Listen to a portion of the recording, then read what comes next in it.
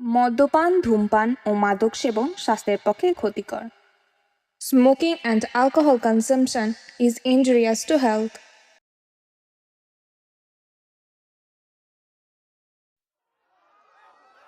ও ফুল দিদি, আরে তাড়াতাড়ি বরণের ডালাটা নিয়ে আসো গো। ছেলের বাবা যে তাড়া দিচ্ছে। যাই গো যাই, এত তাড়াহুড়ো করলি কি আর হয় গা?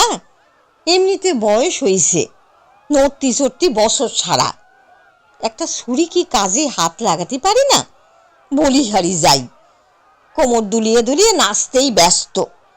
কাজে একটু হাত লাগালি তাড়াতাড়ি কাজগুলি এগোয় নাকি? বাড়ির একটা মেয়ে যে চলি যাবে, সেদিকে কোনো মাথা ব্যথা নেই কারোর? এরকম করে বলো না গো ফুলিদি, তারা বাচ্চা মানুষ। দিদির বিয়েতে একটু আনন্দ ফুর্তি করবে না, তা কি হয়? আমাদের বাড়ির প্রথম কোনো মেয়ের বিয়ে বলে কথা, তাতে সবাই আনন্দ মজা করবে, এটাই তো স্বাভাবিক।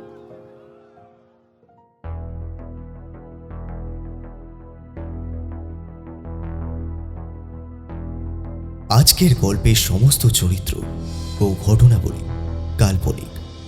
এর সাথে বাস্তবের কোনো মিল থাকলে তা সম্পূর্ণ অনিচ্ছাকৃত ও কাকতালীয়।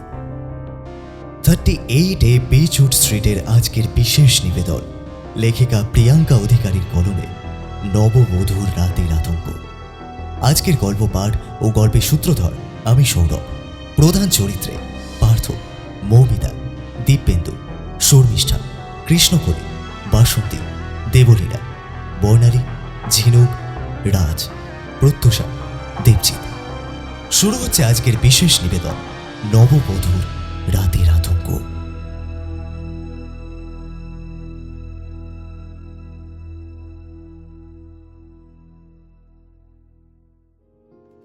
এই বাড়ির বড় মেয়ে সুহাসিনী। গতকাল শুভ লগ্নে তার বিবাহ সম্পন্ন হয়েছে। সম্ভ্রান্ত পরিবারের শিবপ্রসাদ চৌধুরীর ছেলে রণবীরের সাথে সুহাসিনীর 4 হাত এক হয়েছে। প্রজাপতি মতে বাঁধা পড়েছে দুটি মন। শিবপ্রসাদ বাবু নিজের ছেলে এবং ছেলের বউকে বাড়ি নিয়ে যাওয়ার জন্য ব্যাকুল হয়ে উঠেছেন। তিনি সকাল সকালই ছেলে বৌমাকে নিয়ে রওনা দিতে চেয়েছিলেন, কিন্তু মেয়ে বিদায় বলে কথা। সবকিছু যে সময় মেনে হবে তা কিন্তু একেবারেই নয়। অগত্যা সকলে নতুন বৌমাকে নিয়ে রওনা দেওয়া হলো না শিবপ্রসাদ বাবু। সকাল গড়িয়ে দুপুর হলো। দুপুরের খাওয়া দাওয়ার পরে তারা রওনা দেবে। অনেকটা দূরের পথ, প্রায় কয়েকটা গ্রাম পায়ে হেঁটে তাদেরকে যেতে হবে। সে কারণেই দিনের আলো থাকতে থাকতে রওনা দেওয়াটাই ভালো। তাতে অন্তত সন্ধ্যের মুখোমুখি তারা জমিদার বাড়িতে পৌঁছে যাবে, অর্থাৎ নতুন বউ তার শ্বশুর বাড়িতে পা রাখবে। মধ্যাহ্ন ভোজনের পর্ব শেষ হলো প্রায় দুপুর 2টো নাগাদ। মধ্যাহ্ন ভোজন শেষের পর শিবপ্রসাদ বাবু সুহাসিনীর বাবা নারায়ণ ভট্টাচার্যকে বললেন, নারায়ণ বাবু, আর দেরি করাটা বোধহয় ঠিক হবে না। এবার যত তাড়াতাড়ি সম্ভব মেয়েকে বিদায়ের ব্যবস্থা করুন। মেয়ে যে অবস্থাতেই আছে সেই অবস্থাতেই আমরা বৌমাকে নিয়ে যাব। বুঝতেই তো পারছেন, এতটা পথ এখনই না বেরোলে পৌঁছতে রাত হয়ে যাবে। তখন আবার আরেক ঝামেলা পোয়াতে হবে। রাতে কোনোভাবেই নতুন বউকে নিয়ে যাওয়া যাবে না। শত হলেও বাড়ির অন্দরমহল তো, মেয়ে বউদের কথায় চলে কি না। এই বলে দুই বিয়াই মুচকি হেসে উঠল। নতুন বিয়াইয়ের কথা শুনে নারায়ণ ভট্টাচার্য গিন্নিকে বললেন, কি গো, আর কত সময় লাগাবে? মেয়েকে বিদায় দেওয়ার ইচ্ছে আছে কি নেই বলো তো দেখি। বলো বলো বলো।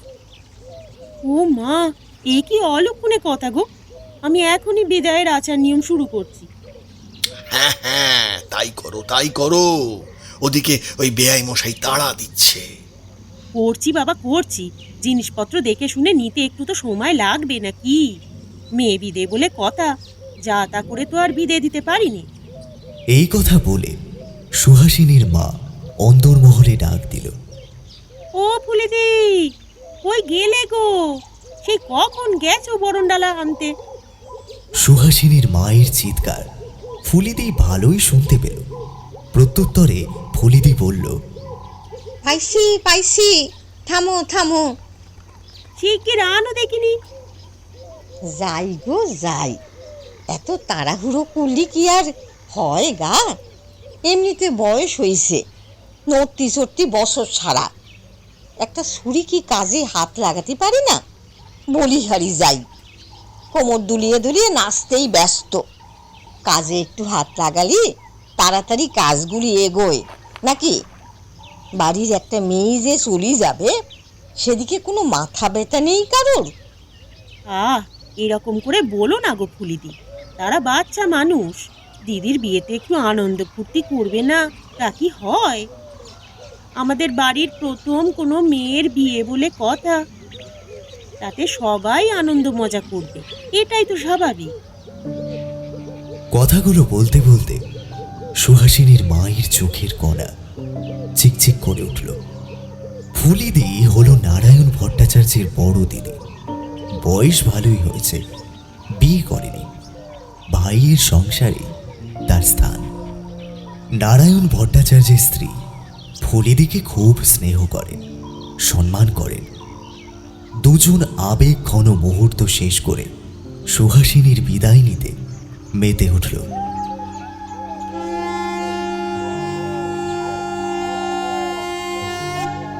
চারিদিকে শঙ্খ, উলুধ্বনি আর কান্নাকাটির আওয়াজ। ভট্টাচার্য বাড়ি ভরে গেল শঙ্খ আর উলুধ্বনির আওয়াজে। হাউমাউ করে কেঁদে উঠল সুহাসিনী। পাশ থেকে এক কাকিমা সুহাসিনীকে বলল, হাসি, এই নে মা, এই থালাখানা ধর, এই চালের থালাখানা ধর মা। আর শোন মন দিয়ে, এই এই থালা থেকে এক মুঠো করে চাল মায়ের আঁচলে দিয়ে বলবি, তোমার সব ঋণ শোধ করলাম মা। 3 বার বলবি, একবারও পিছনে ফিরে তাকাবি না। 3 বারের বেলায় পুরো চাল সহ থালা মায়ের আঁচলে ফেলে দিয়ে জামাই বাবার হাত ধরে সামনে এগিয়ে যাবি, বুঝলি? অঝোর নয়নে কেঁদে চলেছে সুহাসিনী। তার মুখে একটাও কথা নেই। মাথা নেড়ে কাকিমার কথায় সায় দিয়ে সম্মতি প্রকাশ করল সে। এরপর কাকিমার শেখানো কথা বলে সুহাসিনী সামনে এগিয়ে গেল। রাস্তার ধারে পালকি নিয়ে দাঁড়িয়েছিলেন শিবপ্রসাদ বাবু। সুহাসিনীকে আদেশ করল পালকিতে চড়ে বসতে। পেয়াদারাও তৈরি। কেবল সুহাসিনী পালকিতে উঠে বসলেই তারা কাঁধে পালকি নিয়ে রওনা দেবে। সুহাসিনীর উদ্দেশ্যে শিবপ্রসাদ বাবু বললেন, নাও মা, আর দেরি করো না। ওদিকে তোমার শাশুড়ি অপেক্ষা করছেন তোমার জন্য। নতুন বউকে বরণ করে ঘরে তুলতে হবে তো, এখনো কত নিয়ম কানুন বাকি। চলো চলো, ওঠো মা, তাড়াতাড়ি ওঠো। সুহাসিনী পালকিতে উঠে বসল। গন্তব্যের দিকে এগিয়ে চলল সকলে। সামনে রয়েছে শিবপ্রসাদ বাবু ও তার ছেলে রণবীর। মাঝে নতুন বউয়ের পালকি। পেছনে জমিদার বাড়ির কয়েকজন লোকবল ও আত্মীয় স্বজন। দীর্ঘ সময়ের পথ অতিক্রম করে নতুন বউয়ের পালকি এসে দাঁড়ালো একটা দোতলা ঝাঁ চকচকে বাড়ির সামনে। সন্ধে হতে বেশি বাকি নেই, একটু পরেই অন্ধকার নেমে এলো বলে রং বেরঙের আলো দিয়ে সাজানো শিবপ্রসাদ বাবু এই বাড়িটি। সবাই চিৎকার করে উঠল, বউ এসে গেছে গো, বউ! আরে দেখো, বউ এসে গেছে গো! শোরগোলের মাঝে পালকির পর্দা সরিয়ে বাড়িটাকে প্রথমবারের মতো এক ঝলক দেখে নিল সুহাসিনী। ক্ষণিকের মধ্যে লাল পাড়, সাদা শাড়ি, গা ভর্তি গয়না পরিধানে এক মহিলা হাতে বরণডালা নিয়ে সামনে এগিয়ে এলেন। দেখি দেখি আমার নতুন বৌমার মুখখানা দেখি। বলে মহিলা বরণডালা নিয়ে সুহাসিনীকে বরণ করতে এগিয়ে এলেন। এরপর পরম যত্নের সাথে সুহাসিনীর বরণ হলো। পালকি থেকে নেমে এলো সে। নতুন শ্বশুর বাড়ি দেখে তার সারা শরীরে শিহরণ বয়ে গেল। বিশাল পুরনো প্রাসাদের মতো সাজানো গোছানো বাড়ি। বাড়ির চারপাশে ঘন গাছপালা, ছোট ছোট পাথর দিয়ে তৈরি রাস্তা, সব মিলিয়ে এক দারুণ পরিবেশ। শ্বশুর বাড়িতে প্রথম পা রাখায় সুহাসিনীর অভিজ্ঞতা মন্দ নয়, কিন্তু তাও যেন কেমন তার মধ্যে এক অস্বস্তি কাজ করতে শুরু করল। সুহাসিনী নিজের মনকে বোঝানোর জন্য বলল, নতুন বাড়ি, এতদিন যে বাড়িতে বড় হয়েছি, খেলাধুলা করেছি, সেই বাড়ি ছেড়ে একদম একটা নতুন বাড়িতে আসার জন্যই হয়তো এমন এমন অস্বস্তি কাজ করছে। এই বলে নিজের মনকে শান্ত করে বাড়ির ভেতরে প্রবেশ করল সে। এই পর্যন্ত সব ঠিক ছিল, কিন্তু সুহাসিনী মনের অস্বস্তি বাড়তে শুরু করল। আরও কিছুটা সময় অতিবাহিত করার পর বাইরে থেকে ঝাঁ চকচকে রং বেরঙের আলো, আত্মীয় স্বজনের কোলাহলে এই বাড়িটি মেতে থাকলেও কিছু একটা ঠিক নেই বলে বারবার মনে হচ্ছিল সুহাসিনী। চারপাশে অন্ধকার করে সন্ধে নেমে এলো। সারা পাড়ায় বেজে উঠল শঙ্খধ্বনি। সুহাসিনীর শ্বশুর বাড়িতেও সন্ধ্যের প্রদীপ জ্বলে উঠল। শ্বশুর বাড়ির আত্মীয় স্বজন, বরের বন্ধু বান্ধব, ছোট থেকে বড় সবাই আনন্দে মেতে উঠল। কাল দিনের বেলায় বউ ভাত, তা নিয়ে নানা আলোচনা চলতে থাকলো সকলের মধ্যে। সবাই বেশ খোশমেজাজি আলাপ আলোচনা করছে। বাচ্চারাও নিজেদের মতো খেলায় ব্যস্ত। সুহাসিনীর শাশুড়ি মা নতুন বৌমার উদ্দেশ্যে বলে উঠলেন, শোনো, আজ কিন্তু কাল রাত্রি, আজ কিন্তু বরের একদম মুখ দেখা চলবে না। তুমি আজকে তোমার ননদ চারুর সঙ্গে ওর ঘরেই থাকবে। এই বলে সুহাসিনীর শাশুড়ি সেখান থেকে প্রস্থান করলেন। সকলের সাথে ভাব না জমলেও তার ননদ চারুর সাথে ভালোই ভাব জমেছে তার। এত মানুষের কথার প্যাচের মধ্যে ননদীর প্রাণবন্ত হাসিটাই নতুন বউ সুহাসিনীর মন কেড়েছিল। বয়স্ক এক বৃদ্ধা অদ্ভুতভাবে সুহাসিনীর দিকে দীর্ঘ সময় ধরে তাকিয়ে রয়েছে। এই বিষয়টা মোটেও ভালো লাগেনি তার। সুহাসিনী চারুকে বলল, আচ্ছা বোন, তোমায় একটা কথা জিজ্ঞাসা করব? হ্যাঁ করো, কি কথা? হেসে উত্তর দিল চারু। কাউকে বলবে না বলো? বলো। না বাবা, আমি কাউকে কোনো কথা বলবো না। এখন বলো দেখি তোমার কি কথা? ওই যে ওই বয়স্ক করে বুড়িটা রয়েছে না, ও কে? ও তো আমাদের ঠাকুরজি ঠাম্মা, অনেক দিন থেকেই আমাদের বাড়িতে আছে। ও। অদ্ভুত একটা চাপা গলায় উত্তর দিল সুহাসিনী। কিছুক্ষণ চুপ থাকার পর সুহাসিনী আবার চারুর উদ্দেশ্যে বলল, কেন আছে? না মানে উনি কে হন সম্পর্কে? এমনিতে তো সম্পর্কের দিক থেকে কেউই হয় না, তবে ওনার গুরুত্ব এ বাড়িতে অনেক। ঠাকুরদার সময় থেকে ঠাকুরজি ঠাম্মা এই বাড়িতে আছে। মা তো ওনাকে পিসির বদলে ঠাকুরজি বলেই ডাকে। চারুর কথার মানে বুঝতে পারল না সুহাসিনী। নিজের মনের অস্বস্তিকে নিজের মনেই চেপে রেখে সবার সাথে হাসি মুখে কথা বলতে শুরু করল সে। এরপর রাতের খাওয়া দাওয়া শেষ করে চারু তার নতুন বৌদিকে নিয়ে নিজের ঘরে প্রবেশ করল। কিছুক্ষণ পরে চারুর ঘরে প্রবেশ করল ঠাকুরজি ঠাম্মা। চারুকে কাছে টেনে কানে ফিসফিস করে কি একটা বলে গেল।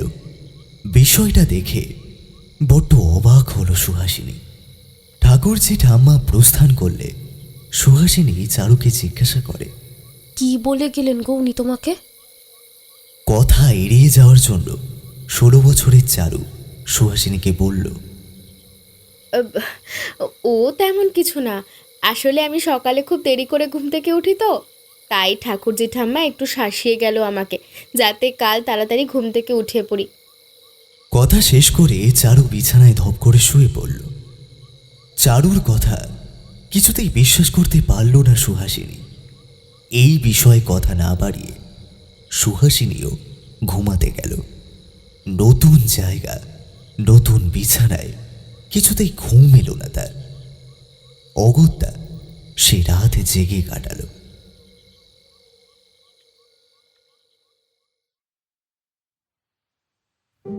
পরের দিন সকাল থেকে বৌভাতের নানা আচার নিয়ম শুরু হলো।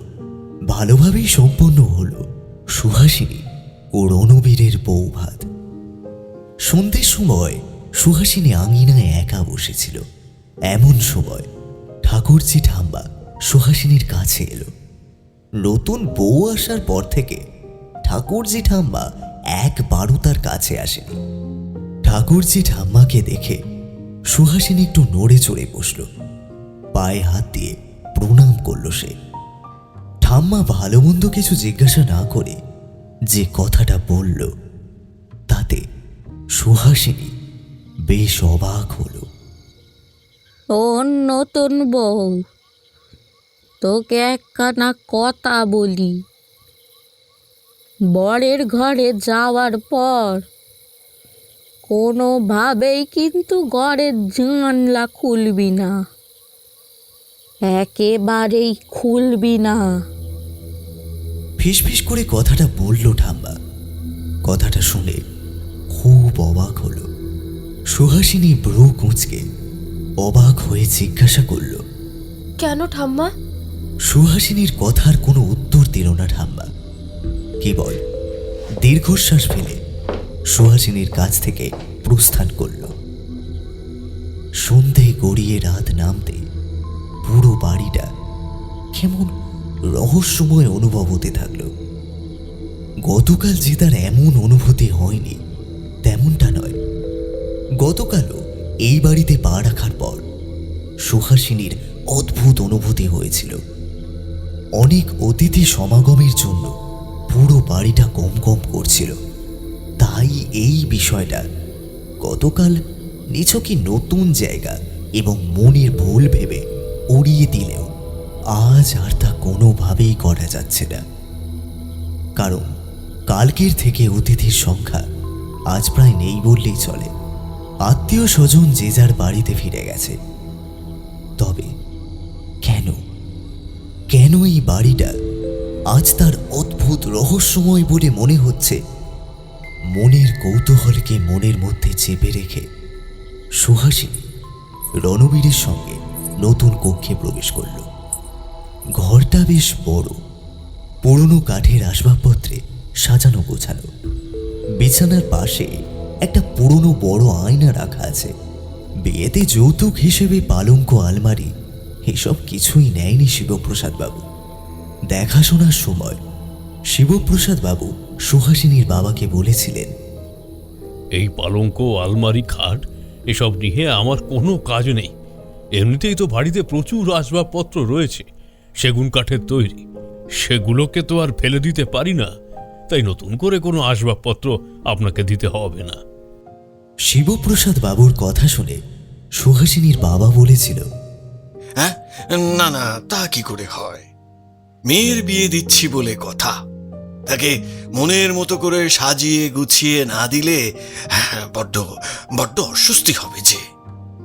না না না, অস্বস্তি হওয়ার মতো কিছুই না। আসলে আমরা এসব কিছু নিতে চাইছি না। তার কারণ রাখার জায়গার অভাব। একটা নতুন জিনিস বাড়িতে নিয়ে গেলে তাকে তো রাখার মতো জায়গায় রাখতে হবে, তাই না? বিশ্বাস করুন, আমাদের বাড়িতে সেগুন কাঠের তৈরি এত আসবাবপত্র রয়েছে যে আপনার মেয়ের কোনো অভাব হবে না। কখনো যদি সেগুলো নষ্ট হয়ে যায় তখন না হয় আপনি আপনার মেয়েকে নতুন করে গড়িয়ে দেবেন। দুই বিআইয়ের এই কথোপকথনের পর সুহাসিনীর বাবা নতুন করে আর কোনো আসবাবপত্র তাকে দেয়নি। রণবীরের ঘরে ঢুকে সুহাসিনী সবচেয়ে যে জিনিসটি পছন্দ করল তা হলো এই বড় আয়নাটি। আয়নাটিতে সে সে নিজের মাথা থেকে পা পর্যন্ত ভালোভাবে দেখতে পাচ্ছে। আয়নার সামনে দাঁড়িয়ে নিজেকে যখন দেখায় ব্যস্ত, তখন রণবীর তার সামনে এসে বলল, সুহাসিনী, তুমি এখানে একটু অপেক্ষা করো, আমি বাইরে থেকে ঘুরে আসছি। এই বলে রণবীর ঘর থেকে বেরিয়ে গেল। নিজের নতুন ঘরটাকে এক মনে দেখতে ব্যস্ত সুহাসিনী। ঘুরে ফিরে ঘরটাকে দেখতে দেখতে সে এসে উপস্থিত হলো জানালার সামনে। নতুন শ্বশুরবাড়ির পরিবেশটা রাতের অন্ধকারে কতটা সুন্দর হয় সেটা পরখ করার লোভ কিছুতেই ছাড়তে পারল না সে। নিজের মনে ঘরের জানলাটা খুলে দিল। কি মায়া ভরা শান্ত পরিবেশ, বিন্দু মাত্র কোনো সাড়া শব্দ নেই। ঠিক যেমন ঝড়ের আগে পরিবেশটা থমথমে হয়ে যায়, তেমনি নতুন শ্বশুরবাড়ির বাইরের পরিবেশটাও থমথমে। সহসা তার মনে পড়ল ঠাকুরজি ঠাম্মার কথা। দুম করে জানালাটা বন্ধ করে দিল সুহাসিনী। একা ঘরে বসে রয়েছে সে। হঠাৎই সুহাসিনীর অনুভব হলো যেন কেউ তাকে পেছন থেকে দেখছে। পেছন ফিরে তাকালো সে, কিন্তু কোথায় কি? কাউকেই তো আশেপাশে দেখা গেল না। ঘরে একা বসে রণবীরের অপেক্ষা করতে থাকলো সে, কিন্তু না। অনেকটা সময় পেরিয়ে গেলেও রণবীর তখনও ঘরে প্রবেশ করেনি। পুনরায় একই অনুভূতি হলো সুহাসিনীর। ধীরে ধীরে সে আয়নার দিকে এগিয়ে গেল। আয়নার দিকে চোখ মেলতেই শির দাঁড়াবে একটা ঠান্ডা স্রোত বয়ে গেল তার। আয়নায় আয়নায় এটা কার প্রতিবিম্ব? ভয়ে শিউরে ওঠে সুহাসিনী। তার প্রতিবিম্বের পাশে আরো একটা অবয়ব, একটা মেয়ের অবয়ব। ছায়া মূর্তিটার মুখটা ভীষণ অস্পষ্ট। সাদা ধপধপে কুয়াশার আস্তরণ ছেয়ে রয়েছে ছায়া মূর্তিটার মুখের ওপর। স্পষ্ট করে বোঝা যাচ্ছে না মুখটা কার।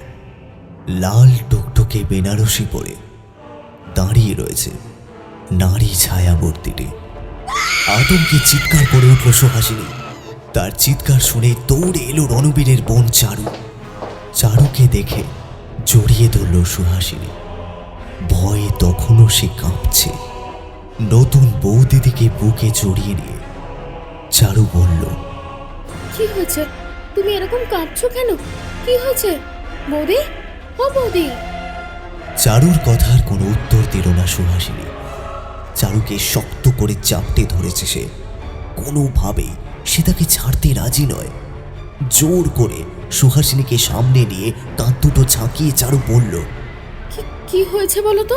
তুমি এরকম করে কাঁপছো কেন? আমি চারু। বলো বলো না, তোমার কি হয়েছে? সুহাসিনী চারুর কথার কোনো উত্তরই দিল না। এমন সময় ঘরে প্রবেশ করল রণবীর। ততক্ষণে বাড়ির বড়রাও সেখানে দৌড়ে এসেছে। নতুন বউয়ের এমন অবস্থা দেখে রণবীরকে শিবপ্রসাদ বাবু গম্ভীর গলায় জিজ্ঞাসা করল, তুই কোথায় ছিলি? আর তুই আসছিসই বা কোথা থেকে? আমি তো একটু বাইরের দিকে গিয়েছিলাম, আর চারু আর সুহাসিনীর গলা শুনে ছুটে এলাম। গাধা একটা! আজকের দিনে ও তোকে বাইরে যেতে হলো? প্রথম দিনটা কি বউয়ের সাথে সঙ্গ দেওয়া গেল না? ভালো মন্দ যদি একটা কিছু হয়ে যেত তখন কি হতো?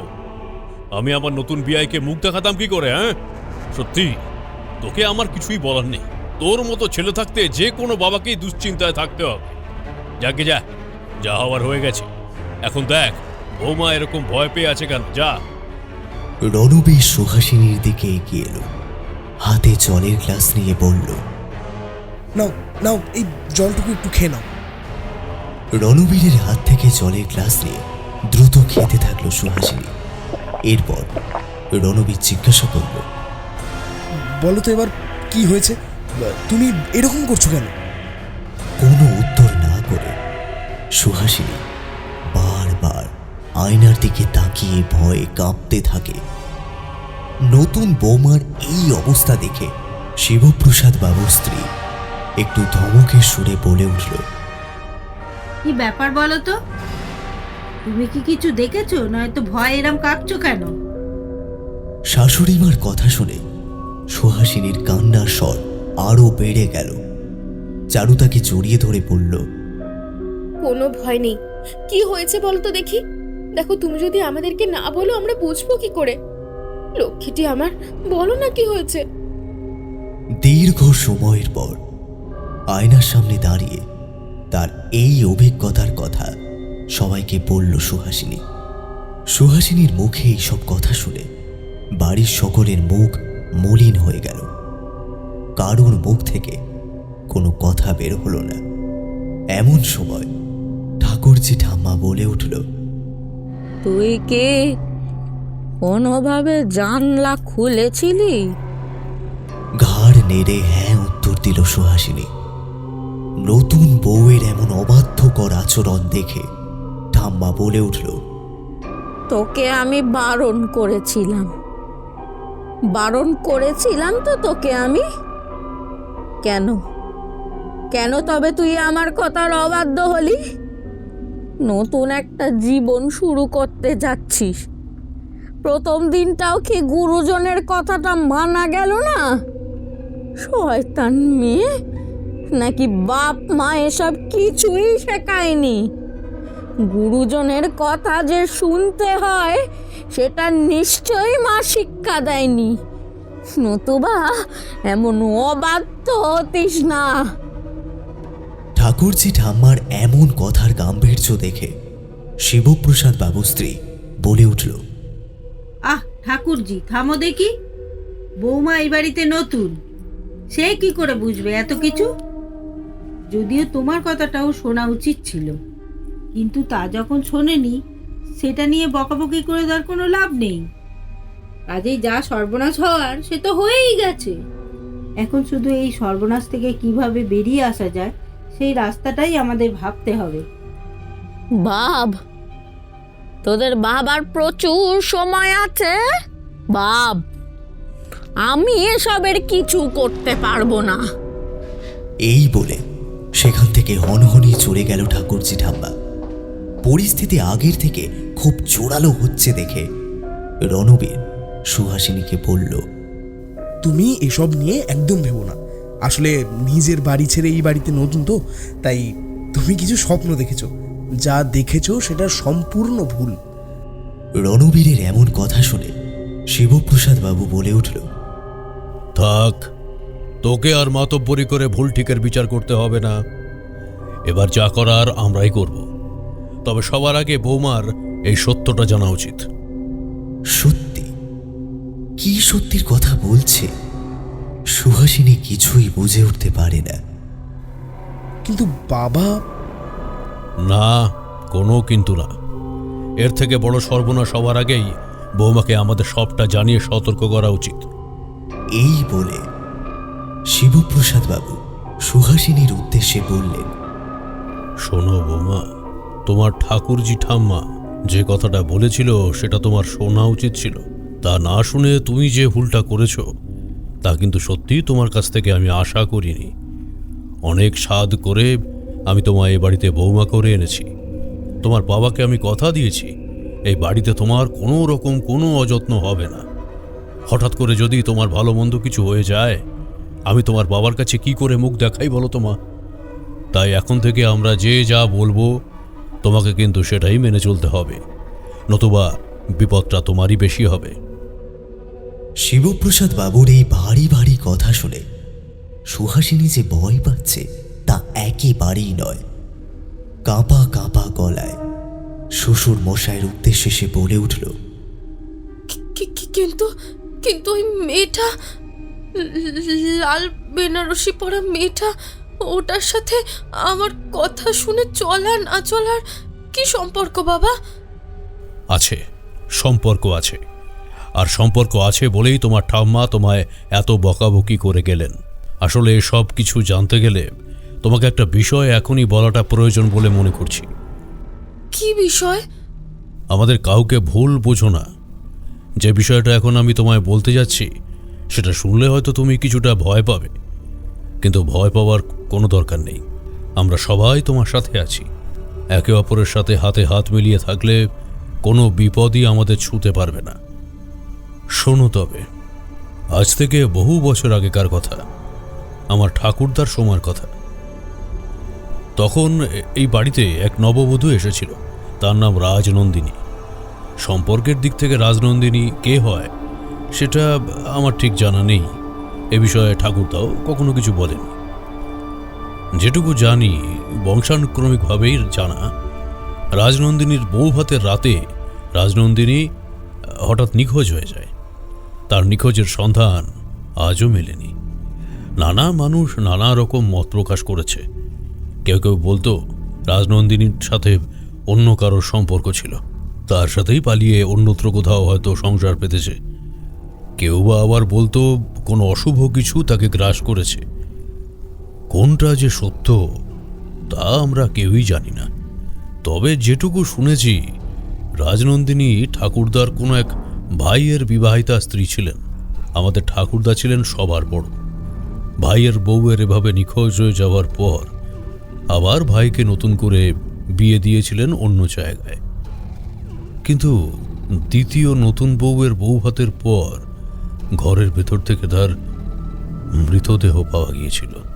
সেই থেকেই সবাই মানতে শুরু করলো রাজনন্দিনী হয়তো কোনোভাবে এই সব কিছুর সাথে যুক্ত। কোনো একজন সাধক বিধান দিয়েছিলেন, যখনই এই বংশে অর্থাৎ এই ঢিপায় কোনো বউ আসবে, সে যেন বউ ভাতের রাতে কোনোভাবেই বাইরের প্রকৃতি না দেখে। তারপর থেকে আজ পর্যন্ত এই পরিবারের আগত নতুন বউ জানালা খোলে না। তোমার যতটুকু জানার ছিল আমি ততটুকুই তোমায় বললাম। এরপর যা কিছু হবে তা আমরা সবাই মিলে সামলে নেওয়ার চেষ্টা করব।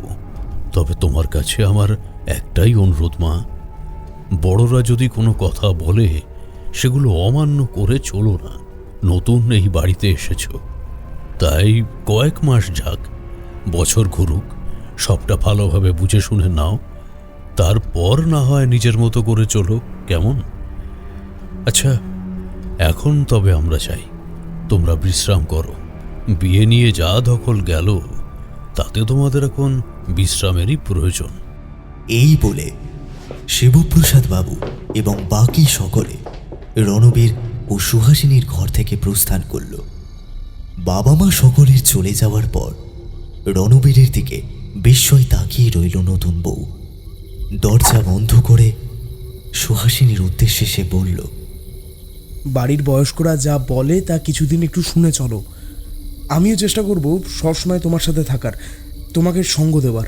কিন্তু একটা জিনিস কি জানো তো, এই রাজনন্দিনীর বিষয়টা না আমার কেন জানি না খুব একটা বিশ্বাস হয় না।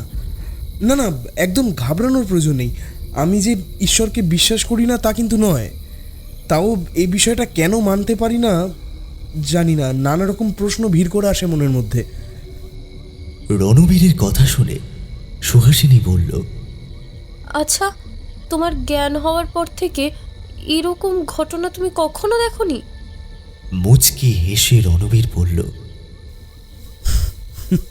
না। মানে এর আগে কারোর বিয়ে তুমি দেখোনি? দেখেছি, আসলে আমাদের আত্মীয় স্বজনের সবাই তো প্রায় দূরে দূরেই থাকে, সেখানে এরকম কিছু ঘটনা কখনোই ঘটেনি। আর এই বাড়িতে শুধু আমরাই থাকি, মানে এই বাড়িতে শুধু আমরাই কয়েকজন থাকি, বাবা মা, আমি, চারু আর ঠাকুরজি ঠাম্মা।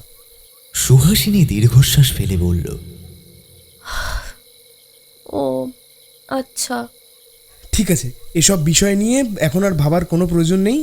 এমনিতেই বিয়ের যা ধকল গেছে তাতে আমি খুব ক্লান্ত, আমার ভীষণ ঘুম পাচ্ছে, আমি ঘুমোতে গেলাম।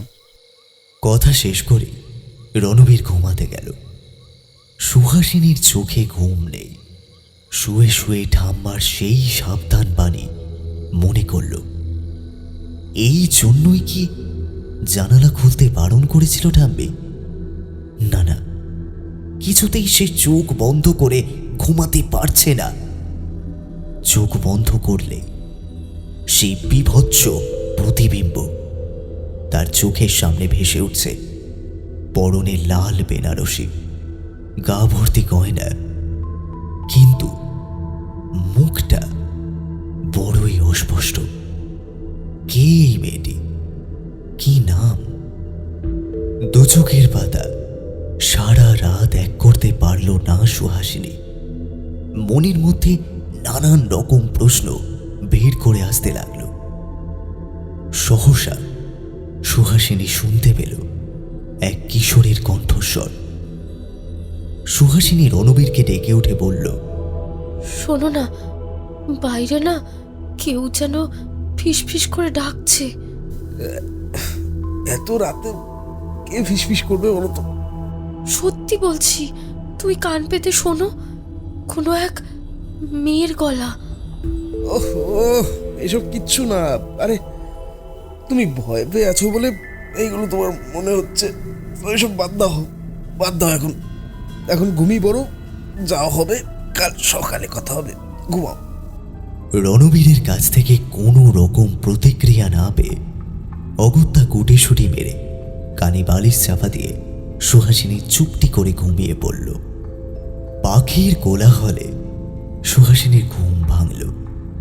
ঘুম ভাঙতে সে দেখল তার সামনে বসে আছে তার ননদ চারু। সুহাসিনী ঘুম থেকে উঠে পড়েছে দেখে চারু তাকে বলল, নাও নাও, তাড়াতাড়ি তৈরি হয়ে নাও দেখি। এসব বাসি কাপড় ছেড়ে ভালো একটা কাপড় পরে তাড়াতাড়ি বসার ঘরে চলো। ওখানে সবাই তোমার জন্য অপেক্ষা করছে। অপেক্ষা করছে মানে? কৌতূহল হয়ে প্রশ্ন করে সুহাসিনী। হ্যাঁ, আসলে কালকে যে ঘটনাটা ঘটে গেছে তা নিয়ে বাড়ির সকলেই খুব চিন্তিত। তাই আমাদের যে গুরুদেব রয়েছে, কাল রাতেই তাকে খবর পাঠানো হয়েছিল।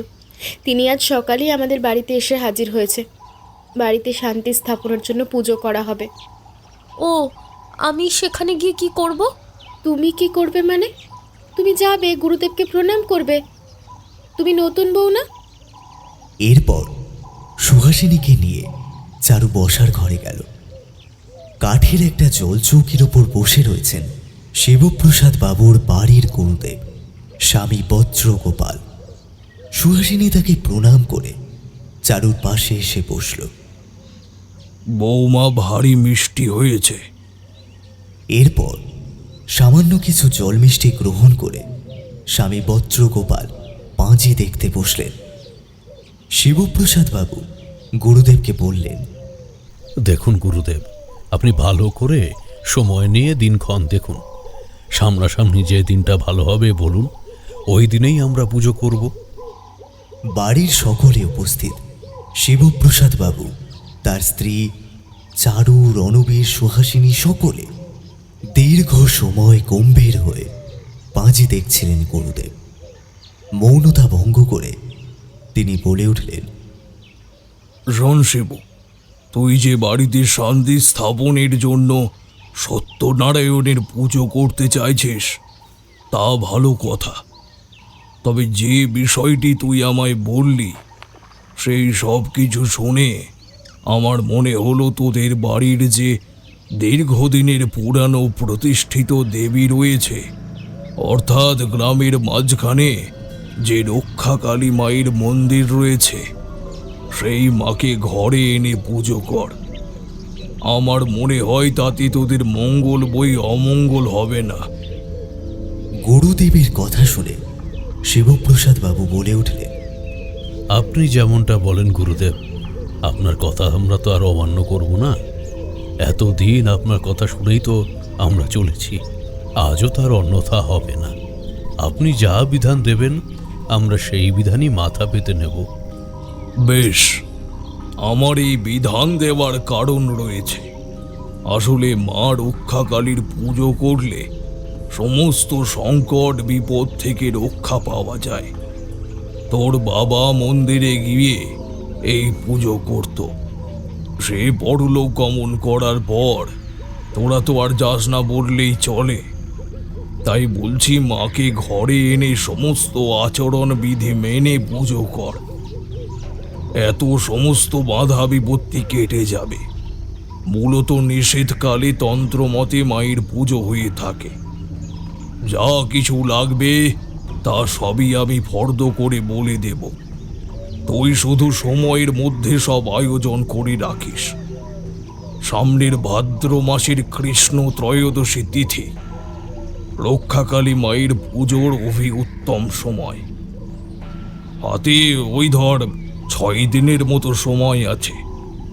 এর মধ্যেই তোকে সব জোগাড় করে ফেলতে হবে। আর হ্যাঁ, এই কটা দিন নতুন বউকে একদম একা রাখবি না। এমন এক ঘরে রাখবি যেখানে কোনো আলো বাতাসও যেন প্রবেশ করতে না পারে। গুরুদেবের কথায় সায় দিলেন তিনি। ভাদ্র মাসের কৃষ্ণ ত্রয়োদশী তিথিতে শিবপ্রসাদ বাবুর বাড়িতে রক্ষাকালীর পুজোর আয়োজন করা হলো। বাড়ির নতুন বউ সুহাসিনীকে এই কয়েকদিন গৃহবন্দী করে রাখা হয়েছিল। সেখানে শুধুমাত্র চারু ছাড়া বাইরের আর কেউ প্রবেশ করেনি। ঘরের সমস্ত জানালা দরজা বন্ধ করে তাকে রাখা হয়েছিল। তবে এই কয়েকদিনে এমন অনেক অপ্রাকৃত ঘটনার মুখোমুখি হয়েছে সুহাসিনী ও শিবপ্রসাদ বাবুর পরিবার। এই তো পুজোর একদিন আগের কথা। চারু ও সুহাসিনী রাতের খাওয়া দাওয়া শেষ করে ঘুমিয়ে পড়েছে। রাত্রি তখন 1:45। বাইরে থেকে কেউ যেন জানালায় সজোরে ধাক্কা দিতে থাকলো। জানালায় ধাক্কা দেওয়ার গতি ক্রমশ বাড়তে থাকে। সে কি বিকট আওয়াজ, কান পাতা যাচ্ছে না। চারু ও সুহাসিনী দুজনেই ঘুম থেকে উঠে বসল বিছানায়। এমন আওয়াজ শুনে দুজনেই ভয় পেল। যেহেতু চারু ছোট থেকে এই বাড়িতে রয়েছে, তাই রাজনন্দিনীর ঘটনা সে ছোট থেকে শুনে শুনে বড় হয়েছে। সেই কারণে গুরুদেবের কথা অনুযায়ী সে একবারের জন্যেও কোনো সাড়া শব্দ করল না। সুহাসিনী চারুকে বলল, কে বলো তো এত রাতে কেই বা আমাদের ঘরের জানলায় ধাক্কা দিচ্ছে? তোমার দাদা নয় তো? না না, দাদা হবে না। আর দাদার যদি দরকারি হতো, সে এইভাবে ঘর থেকে পুরোপুরি বাইরে বেরিয়ে জানলা দিয়ে ধাক্কা দিত না। আমার কিন্তু বিষয়টা কেন জানি না অন্য কিছুই মনে হচ্ছে। তুমি একবার সাড়া দিয়ে দেখোই না চারু। বলল সুহাসিনী। না না, কোনো রকম সাড়া দেওয়াটা ঠিক হবে না। তবে এইভাবেই কি ধাক্কা দিয়ে যাবে? সে যা ইচ্ছে করুক, কোনো রকম আওয়াজ দেওয়ার কোনো দরকার নেই। সুহাসিনী ও চারু কেউই ঘরের ভেতর থেকে কোনো সাড়া দিল না। আরো জোরে জোরে ধাক্কা দিতে থাকলো। বেশ খানিকক্ষণ পর জানালায় ধাক্কা দেওয়াটা বন্ধ হলো। বড্ড অস্বস্তি হতে থাকে সুহাসিনী। চারু ও সুহাসিনীকে যে ঘরের মধ্যে রাখা হয়েছে, সেই ঘরে তাদের শোবার জন্য কেবল একটা পালঙ্কই রাখা। এছাড়া আর কোনো আসবাবপত্র সেই ঘরে নেই। হঠাৎ করে সুহাসিনীর মনে হলো পুরো বাড়িটা যেন কেঁপে উঠল। চিৎকার করে চারুকে ডেকে তুলল। চারু চারু চারু, ওঠো, আমার খুব ভয় করছে। কি হলো? কি হচ্ছে? তুমি ভয় পাচ্ছ কেন? তুমি কিছু বুঝতে পারছো? কই না তো, আমি তো কিছুই বুঝতে পারছি না। তুমি খুব ভালোভাবে অনুভব করার চেষ্টা করো চারু। মনে হচ্ছে না বাড়িটা কেমন যেন কাঁপছে? না, আমার তো এরকম কিছু অনুভব হচ্ছে না। বৌদি, তুমি শুধুই ভয় পাচ্ছ। বাড়ি মোটেও কাঁপছে না। আমি বলছি শোনো, বাড়িটা কাঁপছে, বলল সুহাসিনী। তখনই বাইরে থেকে আবার কেউ যেন জানালায় জোরে জোরে ধাক্কা দিতে লাগলো। গো গো করে একটা শব্দ ভেসে এলো। এই শব্দ চারুর কান এড়ালো না। গো গো শব্দ শুনে সুহাসিনী বলল, পাচ্ছ শুনতে? আমি বলেছিলাম না। পুরো কথাটা শেষ করতে পারল না সুহাসিনী। তখনই বিকট আওয়াজ করে পুরো বাড়িটা কেঁপে উঠল। জানালার বাইরে থেকে একটা নারী কণ্ঠ চিৎকার করে বলল, ছাড়বো না, কাউকে ছাড়বো না, একটাও নতুন বউকে সংসার করতে দেবো না। পারবি না তোরা, পারবি না, কেউ বাঁচাতে পারবি না, দেবো না, দেব না, সংসার করতে দেব না। আমাকে করতে দেয়নি, আমি কেন করতে দেব? দেব না, দেব না। ভয় পেয়ে চারুও চিৎকার করে উঠল। শিবপ্রসাদ বাবু এবং তার স্ত্রী নিজেদের ঘর থেকে বেরিয়ে চারু আর সুহাসিনীর ঘরের সামনে এসে দাঁড়ালো। বাইরে থেকে চারুকে ডাক দিয়ে বলল, চারু, আমার কথা শুনতে পাচ্ছিস? হ্যাঁ মা, শুনতে পাচ্ছি, কিন্তু এসব কি হচ্ছে বলো তো? তোরা ভয় পাস না চারু, বাইরে আমরা সবাই আছি। যাই হয়ে যাক না কেন, তোরা ভেতর থেকে দরজা জানলা কিচ্ছু খুলবি না। শিবপ্রসাদ বাবু বলল, হ্যাঁ মা, তোরা আমাদের কথাটা দয়া করে শোন। ঘরের দরজা জানালা কোনো কিছুই খুলিস না। শুধু তো আজকের রাতটা, এই রাতটা পেরোলেই কালকে মায়ের পুজো, তারপর সব ঠিক হয়ে যাবে দেখিস। এই সব কিছুই নিশ্চয়ই ওই রাজনন্দিনীর কাজ। রাজনন্দিনীর কথা শুনে সুহাসিনী বলে উঠল, কে এই রাজনন্দিনী? কি চায় সে? আমি আর পারছি না, এই বিকট আওয়াজ আমি আর সহ্য করতে পারছি না। মনে হচ্ছে যেন মাথার ভেতরটা ছিঁড়ে খাচ্ছে, কান ফেটে রক্ত বেরিয়ে আসবে। কেউ তোমরা থামাও তোমরা কেউ। বৌদি তুমি একটু শান্ত হও। আজকে রাতটা যেভাবেই হোক আমাদের এখানে কাটাতেই হবে। এইভাবে চলতে থাকলো প্রবল অত্যাচার। গভীর রাত কাটিয়ে যত ভোর হয়ে এলো, এই অত্যাচারের মাত্রাও তত কমতে থাকলো। গভীর রাতে শিবপ্রসাদ বাবুর বাড়িতে যে কি ভয়ঙ্কর রকমের কাণ্ড কারখানা চলছিল, সে সব কিছু বন্ধ হয়ে গেল ভোর হওয়ার সাথে সাথে। প্রতিদিনের মতো ভোরের আলো ফুটল, কোথাও কোনো কম্পনের প্রবণতা নেই। এই সব কিছু চুপচাপ দাঁড়িয়ে দেখছিল ঠাকুরজি ঠাম্মা। নিজের মনে বিড়বিড় করে বলে উঠল, এত সহজে কি এসে শান্ত হবে? আরো কত যে খেলা সে দেখাবে তার ঠিক নেই। তোরা কেউ বাঁচবি না। দেখ, রক্ষাকালীর পুজো করে যদি তোরা শান্তি ফিরিয়ে আনতে পারিস তো দেখ। তবে এই মেয়ে যদি সেদিন আমার কথা শুনতো, তাহলে হয়তো এই অভিশাপের রাত আমাদের কাটাতে হতো না। আমার 7 কাল গিয়ে তবে 1 কাল ঠেকেছে।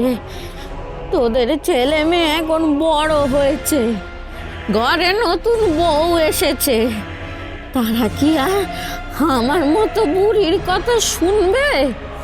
শিবু, তোকে বলি হারি যাই, বলি নতুন বউকে যখন বাড়িতে নিয়ে আসছিলি, পথেই তো তাকে শিখিয়ে পড়িয়ে আনতে পারতিস।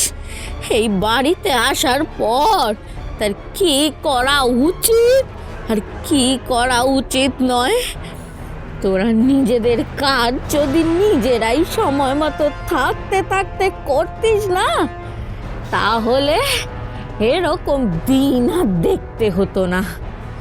দেখ কি করবি এখন, দেখ।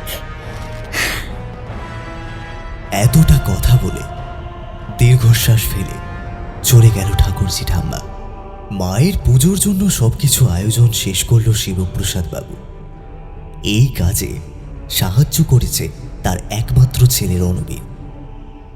ত্রয়োদশী তিথির সাত সকালে শিবপ্রসাদ বাবুর বাড়িতে এসে হাজির হয়েছে স্বামী বজ্রগোপাল। আজকের রক্ষাকালী পুজোর মধ্যমণি, তিনি এই পুজো সম্পন্ন করবেন। হাতে সময় নিয়ে একবার দেখে গেলেন সবকিছু ঠিকঠাক হয়েছে কিনা। বাড়ির সামনের খোলা খামারের একধারে মায়ের মূর্তি স্থাপনের জন্য বেদি তৈরি করা হয়েছে। তার সামনেই রাখা রয়েছে নানা রকমের ফল, ফুল, আম্রপল্লব, যজ্ঞের জন্য ঘি, চন্দন কাঠ, বেলপাতা প্রভৃতি। মাকে পরানোর জন্য তৈরি করা হয়েছে 1008টা জবা ফুলের দীর্ঘ বড় মালা। স্বামী বজ্রগোপালকে এইসব দেখিয়ে শিবপ্রসাদ বাবু বললেন, গুরুদেব, সবকিছু ঠিক আছে তো? হ্যাঁ, সব আয়োজনই ঠিক আছে। আজকে মধ্যরাতে আমি পূজায় বসবো। তবে তার আগে কতগুলো কথা বলে রাখাই ভালো।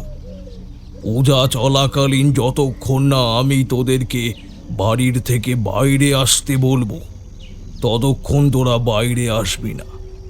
তবে তুই আর তোর ছেলে, মানে শুধুমাত্র তোরা দুজন, প্রথম থেকেই আমার পুজোর সম্মুখে থাকতে পারিস।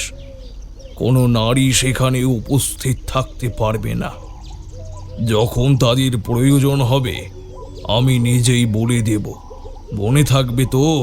হ্যাঁ, মনে থাকবে। আপনি যেভাবে যেমনটা বলবেন তেমনটাই হবে, এতটুকু ভুল হবে না। এই বলে স্বামী বজ্রগোপাল সেখান থেকে প্রস্থান করলেন।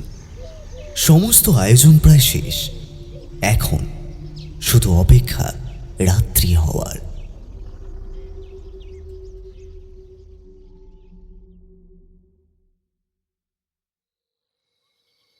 দিনের আলো ফুরিয়ে সন্ধে নেমে এলো। সময় যত কমে সবার মনের উদ্বেগ ততই বাড়ে। তবে আজ দুপুরের পর থেকে একবারও ঠাম্মাকে দেখা যায়নি। আশেপাশেই হয়তো কোথাও আছে, এই ভেবে বাড়ির কেউ বিশেষ খোঁজাখুঁজি করেনি। আসলে এখন পুজোর দিকেই নজর সবার আগে। যতক্ষণ না ভালোভাবে পুজো সম্পন্ন হচ্ছে ততক্ষণ কোনো কিছুই ভাবতে পারছেন না শিবপ্রসাদ বাবু। সময় ক্রমশ ফুরিয়ে আসে। দেখতে দেখতে ঘড়ির কাঁটা তখন প্রায় রাত্রি 11টার ঘরে। শিবপ্রসাদ বাবুর বাড়িতে এসে উপস্থিত হল স্বামী বজ্রগোপাল। পরনে তার লাল রঙের ধুতি, কপালে লাল তিলক পরিহিত এক অঘরী। ঘরের অন্দরমহলে প্রবেশ না করে তিনি সোজা চলে গেলেন রক্ষাকালী মাকে যেখানে রাখা হয়েছে সেই স্থানে। সেখানে গিয়ে পুজো শুরু করার জন্য যেটুকু কাজ বাকি রয়েছে সব কিছুই তিনি আয়োজন করে নিলেন। প্রথমেই যজ্ঞের জন্য তিনি অঙ্কন করলেন চতুর্ভুজাকার চিহ্ন। এই চতুর্ভুজাকার চিহ্নের মাঝেই প্রজ্বলিত হবে অগ্নিকুণ্ড। কি অপরূপ সাজে সেজে উঠেছে মা রক্ষাকালী। গলায় 1008টা জবা ফুলের দীর্ঘ মালা। মায়ের সে কি রূপ! এই রূপের ছটাতেই সমস্ত দুঃখ, কষ্ট, যন্ত্রণা, যা কিছু খারাপ, যা কিছু নেতিবাচক, সেই সব কিছুই যেন দূর হয়ে যায়। মনে মনে বলল শিবপ্রসাদ বাবু। যজ্ঞের সমস্ত আয়োজন শেষ করে বজ্রগোপাল মায়ের পুজোয় বসলেন। উচ্চারণ করলেন কালিকা মন্ত্র। ওং ক্রিং কালিকা মাতায় নমঃ। ওং ক্রিং কালিকা মাতায় নমঃ। ওং ক্রিং কালিকা মাতায় নমঃ। মায়ের ঘট পূজা শেষ করে তিনি আরম্ভ করলেন মহাযজ্ঞ। যজ্ঞের আগুন তাউ তাউ করে জ্বলে উঠল। তাতে যত ঘি বেলপাতা দেওয়া হয় আগুনের শিখা যেন ততই ওপরে উঠতে থাকে। এই আগুনের শিখায় মায়ের মুখটা লাল বর্ণ ধারণ করেছে। সহসা শিবপ্রসাদ বাবুর বাড়ির পেছনের বাগানের দিক থেকে এক বিকট আওয়াজ ভেসে এলো। ঘটি থেকে সামান্যতম জল বাড়ি থেকে ছিটিয়ে দিলেন বজ্রগোপাল। উচ্চারণ করতে থাকলেন একের পর এক কালিকা মন্ত্র। মন্ত্র উচ্চারণের গতি যত বাড়তে থাকে বাড়ির পেছনে শাল গাছের কাছ থেকে ভেসে আসা সেই আওয়াজের তীব্রতাও বাড়তে থাকে। শিবপ্রসাদ বাবু এবং রণবীরকে অঘোর রূপ ধারণকারী বজ্রগোপাল বললেন, যা, তোরা এই মুহূর্তে ওই গাছের কাছেই যা। এই স্থানে বসে আমি মন্ত্র উচ্চারণ করব। তোদের কোনো রকম কোনো ক্ষতি হবে না। দেখ, ওখানে গিয়ে দেখ কি হয়। আর হ্যাঁ, সাথে করে সবাইকে নিয়ে যাবি, বিশেষ করে নতুন বউকে। কিন্তু শিবপ্রসাদ বাবুকে থামিয়ে আবার বলতে শুরু করলেন অঘরী স্বামী বজ্রগোপাল। না, কোনো কিন্তু নয়। আমার সময় অযথা নষ্ট করিস না। এখনো আমার অনেক কাজ বাকি আছে। এক একটা সময় আমার কাছে খুব মূল্যবান। যা বললাম তাই কর।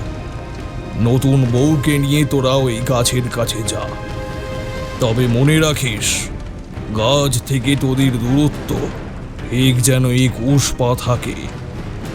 21 পায়ের 1 পাও যেন কম না হয়। তার থেকে আরো দূরে থাকলে অসুবিধা নেই, তবে দূরত্ব যেন কম না হয়। শিবপ্রসাদ বাবু সকলকে সাথে নিয়ে শালগাছের কাছে এসে উপস্থিত হলেন। অন্যদিকে বজ্রগোপাল তার মন্ত্রোচ্চারণ করে যজ্ঞের আগুনে আহুতি দিতে থাকলো। সে কি বিকট আওয়াজ ভেসে আসতে থাকলো শালগাছের কাছ থেকে। এক নারী কণ্ঠ বলে উঠল, আমি এই ডিপায় কোনো নতুন বউকে থাকতে দেব না। আমাকেও বেঁচে থাকতে দেয়নি। নিজের স্বার্থ চরিতার্থ করতে না পেরে আমাকে মেরে ফেলেছে। তার প্রতিশোধ আমি নেবই। এই ডিপায় যে নতুন বউ আসবে তাকে তো আমি বাঁচতে দেব না। তাদের সবাইকে আমি মেরে ফেলবো। বহুদিন পর একটা লাল বেনারসি পরা বউকে দেখেছি। আমি ওকে থাকতে দেব না, মেরে ফেলবো। সবাইকে মেরে ফেলবো, কাউকে বাঁচতে দেব না।